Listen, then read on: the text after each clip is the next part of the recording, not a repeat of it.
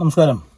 നടിയെ ആക്രമിച്ച കേസിൽ ദിലീപ് എതിരായിട്ടുള്ള കേസുകളും കാര്യങ്ങളെല്ലാം നമ്മൾ കണ്ടിട്ടുള്ളതാണ്. വർഷങ്ങൾക്ക് മുമ്പ് നടന്ന ആ ഒരു കേസിന് 8ാം പ്രതിയാണ് നമ്മുടെ ദിലീപേട്ടൻ. പുള്ളിക്ക് ഇതേപോലെ പൾസർ സുനിയായിട്ടുള്ള ബന്ധവും ഇവർ തമ്മിലുള്ള എന്തെങ്കിലും പ്രശ്നത്തിനൊക്കെ മൂലം ഇതേപോലെ പൾസർ സുനിക്ക് കൊട്ടേഷൻ കൊടുത്തതാണ് ദിലീപ് എന്നുള്ള ലെവലിൽ ആരോപിച്ചിട്ട് ഉള്ളൊരു ഞാനിപ്പോഴും പറഞ്ഞത് ആരോപണമാണ്. ഇതിപ്പോൾ കേസ് കോടതി തെളിയണം, എന്നാലേ കുറ്റം ചെയ്ത ആള് അല്ലെങ്കിൽ കുറ്റം ചെയ്ത ഒരു ക്രിമിനൽ എന്നുള്ള ലെവലിലേക്ക് വരുള്ളൂ. അത് കോടതി തീരുമാനിക്കണം. അതൊരു ആരോപിതൻ മാത്രമാണ്.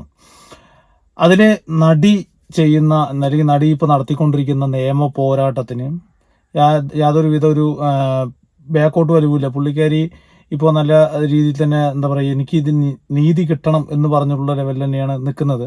അത് നല്ലൊരു കാര്യമാണ്. കാരണം ഇതേപോലെയുള്ള അതിജീവിത ഇതേപോലെയുള്ള കാര്യങ്ങളിലൊക്കെ ഇങ്ങനെ സ്ട്രോങ് ആയിട്ട് ഒറ്റ ലെവലിൽ നിൽക്കുമ്പോൾ അത് മറ്റുള്ളവർക്കും കൂടി ഒരു പ്രചോദനമാണ്. കാരണം ഇങ്ങനെയൊക്കെ അനുഭവിച്ചിട്ട് വെളിയിൽ പറയാൻ മടിച്ചു നിൽക്കുന്ന സ്ത്രീകൾക്കുള്ള ഒരു ശരിക്കും പറഞ്ഞ ഒരു ഇൻസ്പിറേഷനാണ് അതിജീവിത എന്ന് പറയുന്നത്. അങ്ങനെയുള്ള പല രീതിയിലുള്ള പല മോശം അനുഭവങ്ങൾ ഉണ്ടായിട്ടും അയ്യോ നീ പറഞ്ഞു കഴിഞ്ഞാൽ എൻ്റെ ലൈഫ് അത് സ്പോയിലാവും എന്നുള്ള ലെവലിൽ വിചാരിച്ചിരിക്കുന്ന പലർക്കുള്ള ഇൻസ്പിറേഷനാണ്. ഇപ്പോൾ നിലവിൽ ഇതിൻ്റെ കേസിൻ്റെ ഭാഗം എന്ന് വെച്ച് കഴിഞ്ഞാൽ ഈ ഒരു മെമ്മറി കാർഡിലെ വീഡിയോ ക്ലിപ്പ് റിപ്പീറ്റ് ചെയ്തിട്ട് കണ്ടിട്ട് അതിൻ്റെ എന്തൊരു ഇത് മാറ്റം വന്നു. അപ്പോൾ അത് നീതിന്യായ വ്യവസ്ഥയ്ക്കെതിരെ ഒരു ഇതാണെന്ന് പറഞ്ഞിട്ട് നമ്മുടെ അതിജീവിത ഒരു പോസ്റ്റൊക്കെ ഇട്ടിട്ടുണ്ടായിരുന്നു. അപ്പോൾ അതിൽ തന്നെയാണ് നമ്മൾ വിശ്വസിക്കുന്ന കോടതിയിൽ നിന്ന് തന്നെ ഇങ്ങനെയുള്ളൊരു മോശം പ്രവൃത്തികൾ ഉണ്ടാകുന്ന സമയത്ത് അതിന് അന്വേഷണത്തിന് ഉത്തരവിട്ടിട്ടുണ്ട് എന്താണ് നടന്നതെന്ന് പറഞ്ഞത്. കാരണം എന്തോ ഒരു ഇതിലൊരു മെമ്മറി കാർഡിലെ എന്തൊരു വീഡിയോ ക്ലിപ്പുണ്ട്. അപ്പോൾ ആ സംഭവം നിലവിൽ അവർ ഇത് ഫയൽ ചെയ്ത് വെക്കുമ്പോൾ ഏതൊരു അഡ്രസ്സ് ഉണ്ട്, അതിൻ്റെ ഒരു IP അഡ്രസ്സ് പോലത്തെ എന്തൊരു അഡ്രസ്സാണ്. അപ്പോൾ അഡ്രസ്സ് വരെ ഒരു വീഡിയോ കാണാം. പിന്നെ രണ്ടാമത്തെ പ്രാവശ്യം ഇത് വീഡിയോ കാണുമ്പോൾ ഈ അഡ്രസ്സ് ചേഞ്ച് ആവും. അങ്ങനെ റിപ്പീറ്റ് ചെയ്ത് കണ്ടിട്ടുണ്ട് എന്നുള്ള ലെവലിൽ നിൽക്കുകയാണ് ഇതിന് മൊത്തത്തിൽ ഒരു കേസിൻ്റെ ഒരു ഔട്ട്ലൈൻ ആയിട്ടുള്ളത്. ഇപ്പം നിലവിൽ TV മിനി എന്ന് പറഞ്ഞൊരു അഭിഭാഷക ഇപ്പോൾ എൻ്റെ ജീവന് വരെ ഭീഷണി ഉണ്ട് എന്നൊക്കെ പറഞ്ഞിട്ട് വന്നിട്ടുണ്ട്. വേറൊന്നുമല്ല, നമ്മുടെ ദിലീപേട്ടനെ കുറിച്ചിട്ടുള്ള പരാമർശങ്ങൾ തന്നെയാണ്, വേറൊന്നുമല്ല. ഇതിൽ 8ാം പ്രതിക്ക് എന്താണ് ഇത്രയും ഒരു ആകാംക്ഷ ഈ ഒരു മെമ്മറി കാർഡിലൂടെ എന്നുള്ള ആരോപണങ്ങളും കാര്യങ്ങളുമാണ് ഇപ്പോൾ നിലവിൽ ഈ അഭിഭാഷക മുന്നിൽ വയ്ക്കുന്നത്. തെറ്റാര് ചെയ്തിട്ടുണ്ടെങ്കിലും അവൻ നിയമത്തിന് മുന്നിൽ തന്നെ കൊണ്ടുവരണം, അവൻ തക്കതായിട്ടുള്ള ശിക്ഷ നടപ്പിലാക്കണം. എന്നാലേ മറ്റുള്ളവർക്ക് ഇത് ചെയ്യരുത് അല്ലെങ്കിൽ ഇതിങ്ങനെ ചെയ്യാൻ പാടില്ല എന്നുള്ളൊരു മനോഭാവം വരുള്ളൂ എന്ന് തന്നെയാണ് ഞാൻ ഉറച്ചു നിൽക്കുന്നത്. അതിപ്പോൾ ഈ പറഞ്ഞ നടൻ ദിലീപേട്ടനല്ല, ഇതിനിപ്പോൾ ഏത് കൊമ്പത്തെ ആളാണെങ്കിലും തെറ്റ് ചെയ്തിട്ടുണ്ടെങ്കിൽ അവന് തക്കതായ ശിക്ഷ കിട്ടണം തന്നെയാണ് ഈ കേരള സമൂഹം ആഗ്രഹിക്കുന്നത്. ആ ഒരു കാര്യത്തിൽ അതിജീവിതൻ്റെ ഒപ്പം തന്നെയാണ് കേരള സമൂഹം നിൽക്കുന്നതും. എല്ലാവരും അങ്ങനെ തന്നെയാണ്. നിയമത്തിൻ്റെ വഴിക്ക് വരട്ടെ. ആരാ ചെയ്തത്, എന്തിനു വേണ്ടിയാ ചെയ്തത്, ആരാണ് ചെയ്യിപ്പിച്ചത്, ഇതെല്ലാം മുന്നിൽ വരട്ടെ എന്നുള്ളത് തന്നെയാണ് എല്ലാവരും. കാരണം ഇത്ര വർഷങ്ങളായി ഇപ്പോഴും ഈ ഒരു കേസിന് ഒരു വലിച്ചു നീട്ടി കൊണ്ടുപോകുന്നു. ഇതിൻ്റെ തെളിവുകളും കാര്യങ്ങളും ആയിട്ടുള്ള പ്രശ്നങ്ങളും കാര്യങ്ങളെല്ലാം നിലവിലുള്ളത് കൊണ്ടാണ്. പക്ഷേ അതിജീവിതയ്ക്ക് നിയമം അതിജീവിതൻ്റെ ഒപ്പം നിൽക്കുന്നത് വരെ കൂടെ എന്നും മലയാളികളായ എല്ലാവരുടെയും ഒരു സപ്പോർട്ടും പ്രാർത്ഥനയും നിലവിലുണ്ടാവും. അപ്പോൾ ഈ പറഞ്ഞ അഭിഭാഷക പറയുന്ന കുറച്ച് കാര്യം ഞാനിവിടെ വയ്ക്കാം. 8ാം പ്രതിക്ക് പങ്കുണ്ട് എന്നുള്ളത് ഞങ്ങൾക്കറിയില്ല. ഞങ്ങൾ ഒരു തരത്തിലും ആരോപണം ഉന്നയിച്ചിട്ടില്ല. പക്ഷേ 8ാം പ്രതി എന്നെ കണ്ട കിണ്ണം കെട്ടുമെന്ന് ചോദിച്ചുകൊണ്ട് വരികയാണ്. ആൾക്ക് എന്താ ഇൻട്രസ്റ്റ്? ഈ കോടതിനെ രക്ഷിക്കേണ്ടത് ഒരു ക്രിമിനലാണോ? കോടതി ന്യായം നടപ്പിലാക്കപ്പെടുക എന്ന സംവിധാനത്തിൽ ഈ സിസ്റ്റത്തിൽ ജുഡീഷ്യറിയിൽ ഒരു ക്രിമിനലിൻ്റെ സഹായത്തിൻ്റെ ആവശ്യമില്ല. ആ ക്രിമിനലിൻ്റെ സഹായം തേടുന്നു എന്ന് പറയുമ്പോൾ തന്നെ അവിടെ സംശയത്തിൻ്റെ ഒരു മറ വന്നു കഴിഞ്ഞു അല്ലേ? ഞാൻ സംശയിക്കണമെന്നില്ല, നാട്ടുകാർ മുഴുവൻ സംശയിക്കുക. എന്തിനാണ് കോടതി ഇങ്ങനെയൊക്കെ ചെയ്യണത്? അല്ലെങ്കിൽ ദിലീപിന് എന്താണ് കോടതിയുടെ കാര്യത്തിൽ ഇത്ര താല്പര്യം? അയാളുടെ കാര്യം നോക്കിയാൽ പോരെ. അയാൾക്കെതിരെ ഒരു കാര്യം പറഞ്ഞിട്ടില്ലല്ലോ. പ്രത്യേകിച്ച് മെമ്മറി കാർഡിൻ്റെ കാര്യത്തിൽ ഒരു കാര്യം അയാൾക്കെതിരെ പറഞ്ഞിട്ടില്ല. What is his interest? അപ്പോൾ അയാൾക്ക് എന്തോ താല്പര്യം ഉണ്ടായിരുന്നു. ഇതാണ് നമ്മൾ മനസ്സിലാക്കുന്നത്. അത് അന്വേഷണത്തിൽ തെളിയാതിരിക്കാനാണ് അന്വേഷണം വേണ്ടാന്ന് നിൽക്കുന്നത്. പോലീസുകാർ ഇടപെട്ട് അന്വേഷിച്ചത് തെളിയും, ഒരു സംശയമില്ല. പക്ഷെ നമ്മൾ അന്വേഷിക്കുക എന്ന് പറഞ്ഞത് എളുപ്പമുള്ള കാര്യമല്ല. ഒരു ജുഡീഷ്യൽ ഓഫീസർക്കോ ഈ ലേബനായിട്ടുള്ള അഡ്വക്കേറ്റ്സിനോ ഒന്നും തന്നെ അന്വേഷണം നടത്താൻ പറ്റില്ല. ഒരു ഫാക്റ്റൊക്കെ ഇങ്ങനെ അന്വേഷിച്ചറിയാമെന്നല്ലേ ഉള്ളൂ. ഇപ്പോൾ ഒരു ജേർണലിസ്റ്റിന് ഇൻവെസ്റ്റിഗേഷൻ നടത്താമെന്ന് പറഞ്ഞാൽ അത് ഇതൊക്കെ ഉണ്ടെന്ന് പറയാമെന്നല്ലേ ഉള്ളൂ. അതിൻ്റെ എങ്ങനെയാണ് ഉണ്ടായതെന്നും അതെന്താണ് ഇൻറ്റൻഷൻ എന്നും ഇത് ക്ലിയർ ആവണമെങ്കിൽ ഇൻവെസ്റ്റിഗേഷൻ മസ്റ്റാണ്. അതിതിൽ വേണ്ടെന്ന് അവർ പറയണേ.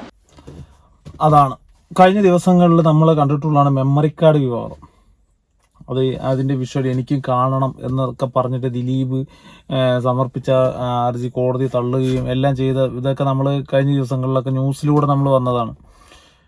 പക്ഷെ എന്തുകൊണ്ട് പഴയ രീതിയിലുള്ള ഒരു ഹൈപ്പ് ഈ ഒരു കേസിനില്ല എന്ന് വെച്ച് കഴിഞ്ഞാൽ അതെന്താന്ന് വെച്ച് കഴിഞ്ഞാൽ അതിപ്പോഴും ഒരു ചോദ്യചിഹ്നം തന്നെയാണ്. അതിപ്പോൾ ദിലീപേട്ടൻ തെറ്റ് ചെയ്തു എന്നുള്ളതല്ല ഇവിടുത്തെ വിഷയം.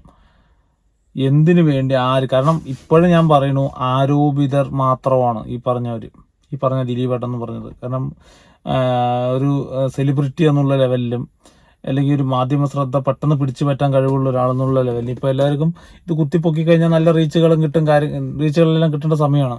പക്ഷെ എന്തുകൊണ്ടാണ് ഇപ്പോൾ ഈ ഒരു കേസിന് ഈ ഒരു കോടതി അല്ലെങ്കിൽ ഒരു മാധ്യമ ശ്രദ്ധ അത്രയും കൊടുക്കാത്തതെന്ന് വെച്ച് കഴിഞ്ഞാൽ ചിലപ്പോൾ കേസിന്റെ അന്തിമഘട്ടത്തിലോട്ട് കടക്കുന്നത് കൊണ്ടായിരിക്കാം. അല്ലാന്നുണ്ടെങ്കിൽ ഇതുപോലെ ചുമ്മാ ഒരു ആരോപിതന്റെ അടുത്ത് പോയിട്ട് ഇതിങ്ങനെയാണ് അങ്ങനെയാണെന്ന് പറയേണ്ട കാര്യമില്ല. കാരണം എല്ലാം കോടതിയിൽ നിൽക്കുന്ന കേസായതുകൊണ്ട് ഈ പറയുന്ന വ്യക്തികൾക്ക് ആർക്കും ഇതിനെക്കുറിച്ചൊന്നും സംസാരിക്കാൻ പോലും ചിലപ്പോൾ പറ്റിയെന്ന് വരില്ല.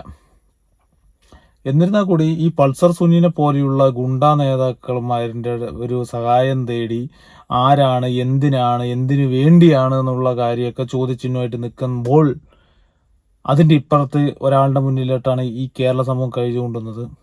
ദിലീപ് എന്ന് പറഞ്ഞ വ്യക്തിൻ്റെ അടുത്ത് ദിലീപാണ് ചെയ്തതെന്നൊക്കെ പറഞ്ഞിട്ട് എല്ലാവരും പറയുമ്പോൾ ഇപ്പോഴും കോടതി പറഞ്ഞിട്ടില്ല, ദിലീപാണ് ചെയ്തതെന്ന് പറഞ്ഞിട്ടില്ല. അന്തിമ റിപ്പോർട്ട് അതിപ്പോൾ എന്ത് തന്നെ ആയാലും ദിലീപ് ചെയ്തു എന്ന് പറഞ്ഞാലും ദിലീപ് ചെയ്തില്ല എന്ന് പറഞ്ഞാലും ആ കുറ്റവാളിക്ക് തക്കതായ ശിക്ഷ, അതും എന്താ പറയാ,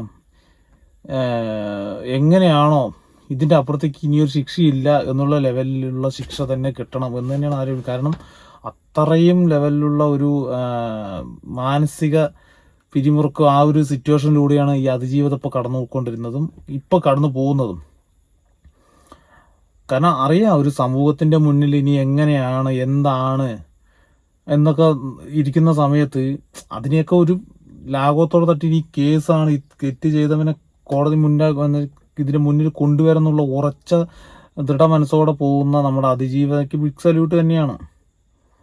അതേപോലെ ഈ അതിജീവിത അനുഭവിച്ച ആ ഒരു വേദന, ആ ഒരു ഫ്രസ്ട്രേഷൻ, ഇതെല്ലാം നോക്കുമ്പോൾ ആ ഒരു കുറ്റവാളിക്ക് അല്ലെങ്കിൽ ഇതെല്ലാത്തിനും കാരണക്കാരനായ കുറ്റവാളിക്ക് ഏറ്റവും വലിയ ശിക്ഷ കൊടുത്ത് മറ്റുള്ളവർക്ക് ഇനി ചെയ്യരുത് എന്ന് തോന്നിപ്പിക്കാത്ത ലെവലിലുള്ള ഒരു ശിക്ഷ തന്നെ കിട്ടണം എന്നുള്ളൊരു ഇത് തന്നെയാണ് എന്നെ പോലെയുള്ളവർക്ക് എല്ലാവർക്കും ഉള്ളൊരിത്. കാരണം കേരളത്തിലാണ് ഇത് നടക്കുന്നതെന്നും ഇതിൻ്റെ പുറകെ ഇത്രയും വലിയൊരു ആൾക്കാരുണ്ട് എന്നുള്ളത് കൊണ്ടും ഇത്രയും വലിയ എല്ലാവരുടെയും ഓരോരോ പിടിപാടുള്ള ആൾക്കാരുള്ളതെന്ന് ആലോചിക്കുമ്പോൾ അത് വലിയൊരു ഇത് തന്നെയാണ്. അതിനേക്കാൾ വേലയാണ് ഈ കോടതി എന്ന് പറയുന്നത്. പിന്നെ ഈ ആൾക്കാർക്ക് ഇതിലൂടെ വിശ്വാസം നഷ്ടപ്പെടുന്നത് എപ്പോഴാണെന്ന് വെച്ച് കഴിഞ്ഞാൽ, നല്ലൊരു വക്കീലും കുറച്ച് പൈസയും ഉണ്ടെന്നുണ്ടെങ്കിൽ നിയമത്തിന് വിലയ്ക്ക് വാങ്ങാമെന്ന ചിന്താഗതി കൊണ്ട് നടക്കുന്ന കുറച്ച് പേര് മുന്നിലാണ് ചിലവർക്കെങ്കിലും ഈ കോടതിന്മേലും നിയമത്തിന് മേലുള്ള വിശ്വാസം നഷ്ടപ്പെടുന്നത്. പട്ടിനെ പൂച്ചയാക്കുക, പൂച്ചനെ കുതിരയാക്കുക എന്നുള്ള ലെവലിലുള്ള പരിപാടി കൊണ്ടുപോകുന്ന സമയത്ത് അതിന് ഈ പോലീസുകാരുടെ ഒരു ഇമ്പോർട്ടൻസ് മെയിൻ തന്നെയാണ്. കാരണം തെളിവ് ശേഖരിക്കൽ, ഈ പഴുതുകൾ അടച്ചുള്ള കേസന്വേഷണം, ഇതെല്ലാം പക്കയായിട്ട് പോയിട്ടുണ്ടെന്നുണ്ടെങ്കിൽ കുഴപ്പമില്ല. അല്ലാത്ത പക്ഷം വരുന്ന സമയത്താണ് ഇതേപോലെയുള്ള പോലീസുകാരുടെ അനാസ്ഥയാണ്, കേസിൻ്റെ തെളിവില്ല, അത് അങ്ങനെയാണ് ഇങ്ങനെ എന്നൊക്കെ പറഞ്ഞിട്ടൊക്കെ ഒഴിവായി പോണത്. പക്ഷേ എല്ലാവർക്കും അറിയാം ഇയാളാണ് ചെയ്തതെന്നുള്ളത്. അതിനുള്ള മെയിൻ ഉദാഹരണമല്ലേ നമ്മുടെ കഴിഞ്ഞ ദിവസങ്ങളിൽ ഒരു പീഡന കേസിൽ ഒരു കുട്ടനെ പീഡിപ്പിച്ചിട്ട് അവൻ ഇപ്പോൾ ജാമ്യത്തിലിറങ്ങിയത്. അതേപോലെ ഒന്നും ഉണ്ടാവാതിരിക്കട്ടെ. നീതി അതിജീവിതയ്ക്കൊപ്പം തന്നെ ആവണമെന്നാണ് എല്ലാവരുടെയും പ്രാർത്ഥന. അത് അങ്ങനെ തന്നെ ആയിക്കോട്ടെ. അതിപ്പോൾ ദിലീപ് എന്നല്ല, പൾസർ എന്നല്ല, അത് ആര് ചെയ്താലും ചെയ്യിപ്പിച്ചാലും നിരപരാധിയാണെങ്കിൽ നിരപരാധി എന്നുള്ള ലെവലിൽ അങ്ങനെ പോട്ടെ. അത് തെറ്റ് ചെയ്തിട്ടുണ്ടെന്നുണ്ടെങ്കിൽ അതിൻ്റെതായ തക്കതായ ശിക്ഷ കിട്ടട്ടെ. ഉപ്പ് തിന്നവൻ വെള്ളം കുടിക്കും.